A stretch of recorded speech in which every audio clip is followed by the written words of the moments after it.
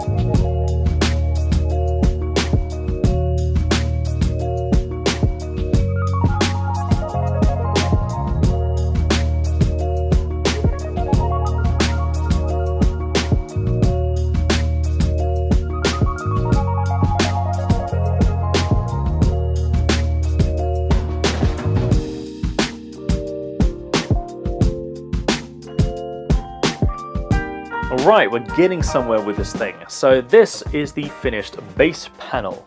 Now, I'm very happy with how the 3D machining went on the other side, because I was trying out a new process going forwards and backwards using both climb and conventional milling, and I think that's dramatically reduced my machining time without having an adverse effect on the finish, so that's really quite good.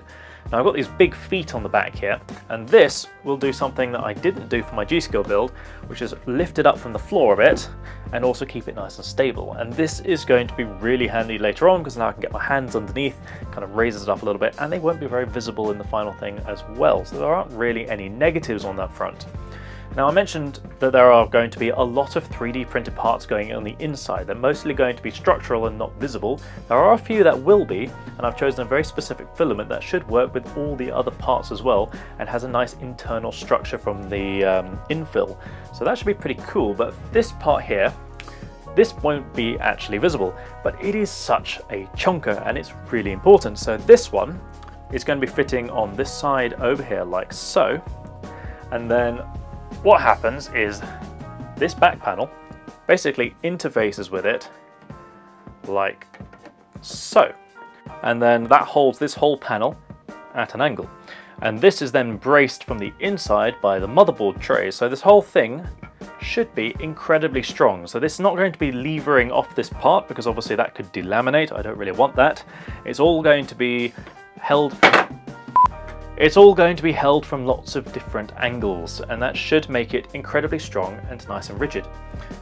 Now, one of the problems with all the 3D printing is that it does take a very, very long time to do some of these parts. So this one is a 23-hour print, and it's not the first time I've printed it. In fact, I've had to do this one 3 times in total. The first one, this one here, warped to no business at about 18 hours in, and that's because somebody opened the door and the whole room's temperature changed, and I don't have enclosures, so it all warped out like this. And if you look at that, that's no good. It's all wobbly, and especially since there are screws on this side, that's no good. So I had to remake that, and then I found that there was finishes that I wasn't very happy with, and it got a little bit kind of gnarly thanks to the infill kind of interfacing with the structural supports. So I redid it, divided it, and then got rid of all those supports, and I'm left with this one. And I think this one actually came out really nicely. So this is going to be behind that. We're going to have all the other panels attaching. Likewise, I'm going to be using some more of those 12mm threaded spacers that I like to use, because they give a really strong thread, especially in acrylic, because it means there's no threads in the acrylic itself. So we're going to have the distro plates kind of on the sides here. We're going to have the radiators on big 5mm aluminium brackets going along at an angle. So it should be really rather special. But before we do that, we need to go make a metric ton of tiny little panels, cable combs, and everything else that is going into the build. So now let's get onto the machine, get that done, and then we can start the glorious assembly phase.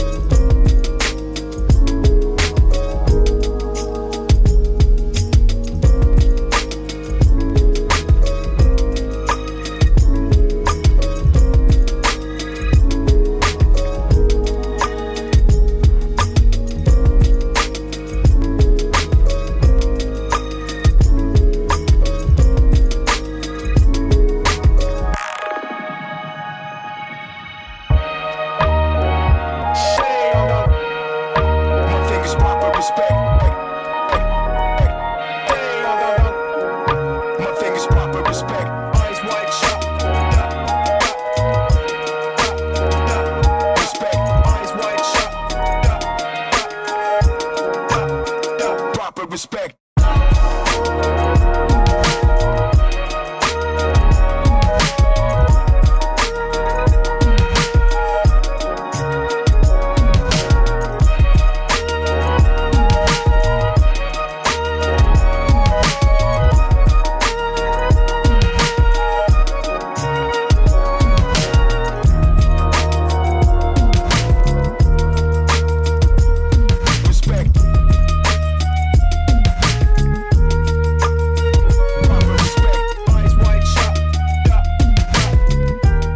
Well folks, we are finally on the home stretch with this one.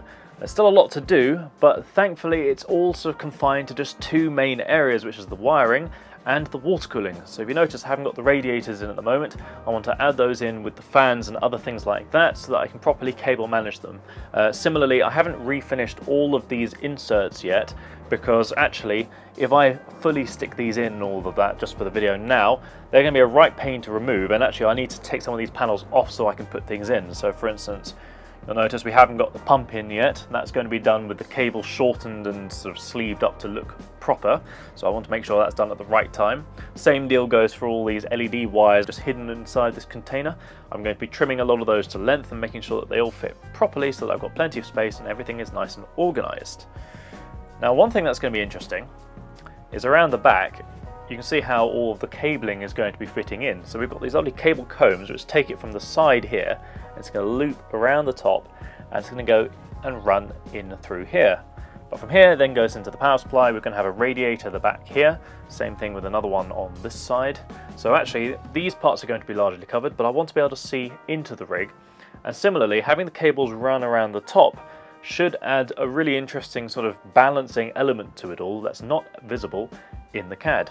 Now similarly, we're going to have all the tubing kind of run pretty simple routes. So I spent a long time trying to plan this specifically to make the tubing easy. So we're going to have, for instance, tubes are going to run from the radiator ports down directly into here, along into this one's going to go directly into there. If we come around this side, we're going to have tubes go around the memory at the top and the bottom, and then we're going to have these two tubes come right down the bottom into the distro plate there. So everything should be incredibly straightforward on the tubing front. Fingers crossed everything actually lines up properly, looking like it will do. I'll tell you one thing, I am really glad that I spent so much time making this backplate, because actually in this particular mod it is incredibly visible. I mean, this is quite a big GPU, it's quite tall, so any kind of backplate surface takes up a huge amount of space in the mod. So actually spending this time making the backplate wasn't pointless like a couple people said. No. This is a major focal point of the rig. It's incredibly visible, especially since it has an angle. So very glad I did that, and I think it adds a huge amount to the mod over the stock one. Now, one thing that was really satisfying was seeing everything on the back here line up properly. So I was a little bit worried that I wouldn't be able to get some parts in easily, but it turns out actually it's okay. I'm even able to remove the GPU fairly easily. I say that as in I was worried I wouldn't be able to get like a ruler in to depress the PCIe bracket, but that's okay. I've been able to take it out. I actually made a mistake where I had to refit the motherboard when I was doing the cable management parts, so at least it is doable. Now, one thing I have found really challenging throughout this build are these inserts. Okay, they're fairly simple to cut out, but to finish them in the same kind of consistent manner is really difficult because they're so thin. So when you put them in the glass blasting cabinet, the problem is that by blasting them lots of little beads, it's a bit like hitting lots and lots of tiny little hammers, which does actually give you the effect of sort of warping it, but not just in one direction, it warps it in multiple ways. So you sort of turn a flat panel into a sort of a cupped shape, and that's really difficult to warp back. Because if you, for instance, turn it over and decide to blast it from the other side, it doesn't evenly do it, because now you've changed the surface shape of it, and so it actually has a completely different strength characteristic. You've pretty much just warped it in a similar manner to stamping like a die. So that has been interesting. I've been trying to figure out different manners of sort of working around that, and it might involve fixing it down into some plates and things, like on some wood. Maybe that would be the right way to do it in the future for these sorts of parts, but I'm going to have to figure it out for these ones because this is a lot thinner than the previous one that I had there, and that's going to be quite difficult. It's very, very thin. So we'll figure that one out for the cabling. Same thing with all the cable cones. I need to get all those nicely finished up, and they're going to be going inside the back here. So you saw me make them because I wanted to be a bit more efficient with the cutting, but we're going to be using those in the next video. Now, speaking of the next video, the next one is going to be the final one. So it's not the final video, but it will have it complete, and that should be quite the milestone, and hopefully it will be a really enjoyable video. We're going to keep it nice and simple, just going to do all the wiring. There's a lot of wiring, and it should be really special. And then, of course, all the water cooling. And then to finish it off, we'll have a final build montage that sort of goes start to finish in a nice long format, so you can just sit back, enjoy it, and watch the whole thing come together. Now, of course, you definitely would not want to miss those two videos because they're going to be really, really good ones. So the best way to stay up to date is, of course, by subscribing to the channel if you haven't already. You can also find us over on Facebook, Instagram, builds.gg, and Twitter. We also have our merchandise store linked below in the description, so if you want to send some gifts to somebody, for instance, and you're running a little bit late, well, you can always grab something from there and help support the channel in the process. Now remember, folks, stay safe, have a very Merry Christmas, and I'll catch you next time.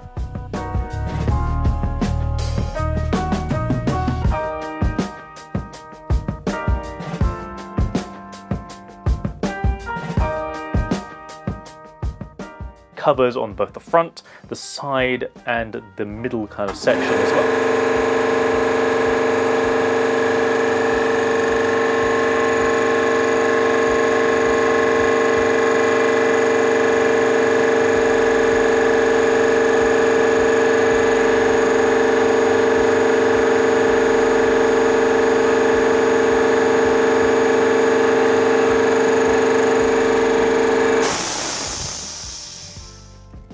Are you done?